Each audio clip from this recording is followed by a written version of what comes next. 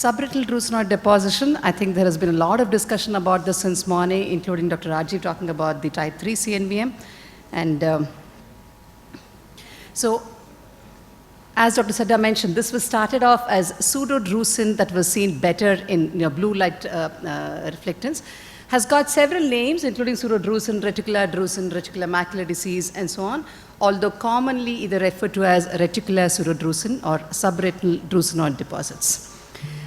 Is it common? It does appear so, because a couple of studies have shown that nearly 40% of people over the age of 80 with so-called no AMD actually have these pseudodrusen.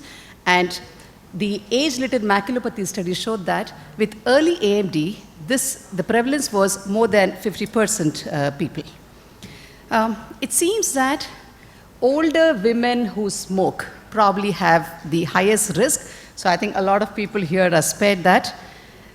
So that's the blue reflectance, the multimodal imaging we've been talking about. That's the blue reflectance with the drusenoid deposits.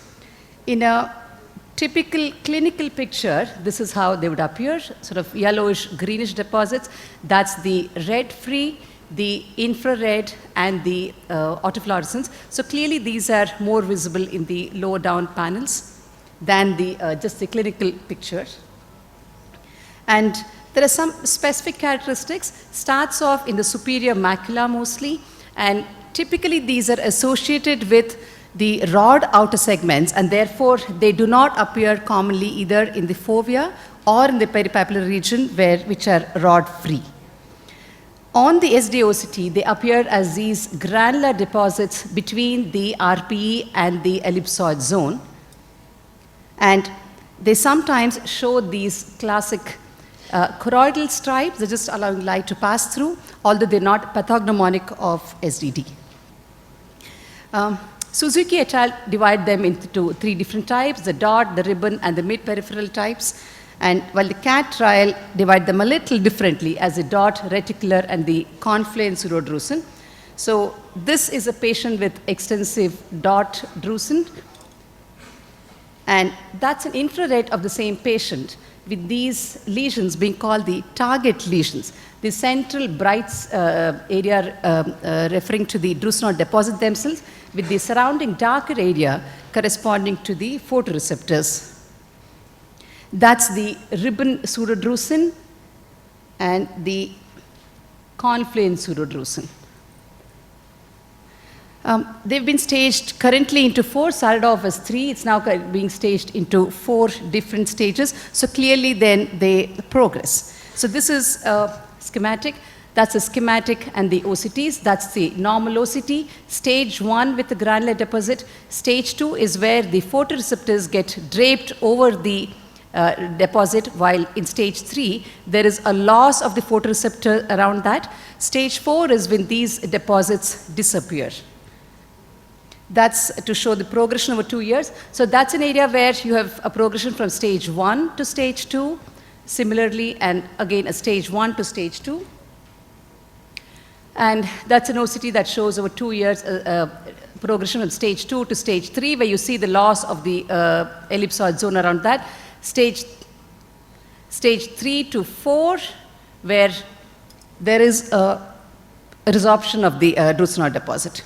Now, this is an area where the drusen have progressed to have areas of geographic atrophy, and that's an eye which has progressed to have a choroidal neovascular membrane. We heard enough of the type 3 lesions, so most of these go on to develop type 3 or the RAP kind of CNVMs. There have been, interestingly, histopathological studies with these, some of these patients, and this is a schematic diagram that shows the retinal pigment epithelial cell. That's the rod outer segment and the subretinal drusenoid deposit just under that. I'm not sure if that's easier.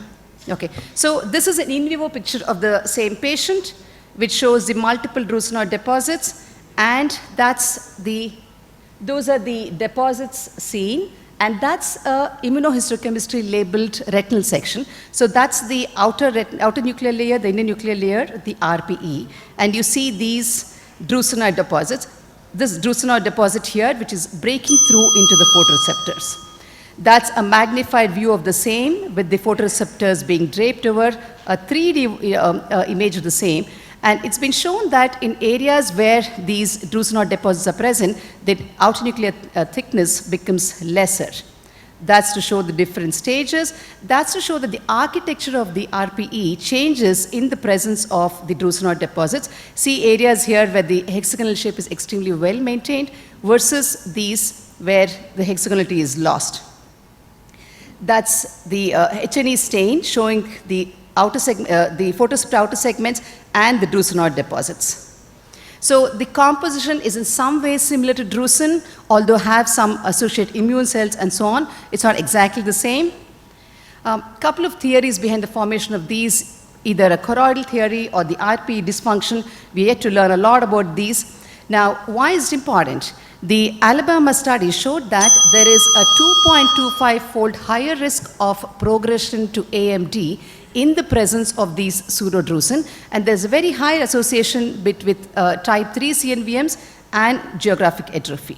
The comparison of the AMD trials also showed that neovascular disease was more likely to develop in these eyes, and it was an independent risk factor for geographic atrophy. Now, even in the absence of any of the changes, the visual function in these eyes is not the best. Their Besked visual acuities are lesser, with slower dark adaptation and lesser retinal sensitivities. There are other ocular associations that we've been hearing about, although there is a significant systemic association that's recently been known that these patients could have a higher risk for cardiovascular diseases compared to others. So in conclusion, a sort of relevant and a recent entity, a lot more work that needs to be done, but something that probably we need to look out for. Thank you.